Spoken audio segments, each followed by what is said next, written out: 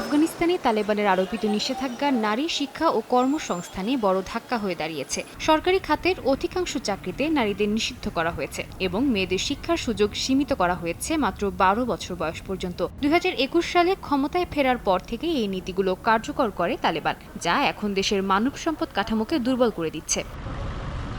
জাতিসংঘের নারী ও শিশু বিষয়ক সংস্থা ইউনিসেফের এক প্রতিবেদনে বলা হয়েছে, এই নিষেধাজ্ঞার কারণে এর মধ্যেই অন্তত ১০ লাখ নারী ক্ষতিগ্রস্ত হয়েছেন। পরিস্থিতির পরিবর্তন না হলে ২০৩০ সালের মধ্যে এই সংখ্যা দ্বিগুণ হতে পারে। একই সঙ্গে শিক্ষা ও স্বাস্থ্য খাতে যোগ্য নারীর প্রবেশ দ্রুত কমে যাচ্ছে, যা দীর্ঘমেয়াদে দেশের মৌলিক সেবা ব্যবস্থাকে বিপর্যস্ত করতে পারে। প্রতিবেদন অনুযায়ী ২০৩০ সালের মধ্যে প্রায় ২০,০০০ নারী শিক্ষক এবং ৫,৪০০ স্বাস্থ্যকর্মী হারানোর আশঙ্কা রয়েছে, যা ২০২১ সালের মধ্যে মোট নারী কর্মীর প্রায় ২৫%। ২০৩৫ সালের মধ্যে আরও প্রায় ৯,৬০০ স্বাস্থ্যকর্মী কমে যেতে পারে। ইউনিসেফের নির্বাহী পরিচালক ক্যাথরিন রাসেল সতর্ক করে বলেছেন, শিক্ষক, চিকিৎসক, নার্স বা ধাত্রী ছাড়া কোনো দেশের মৌলিক সেবা টিকে থাকতে পারে না।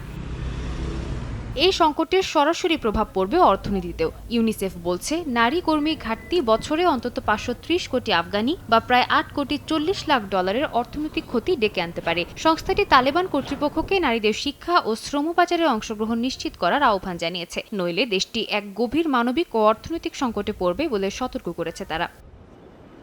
সাদিয়া তাসনিম, সময় সংবাদ।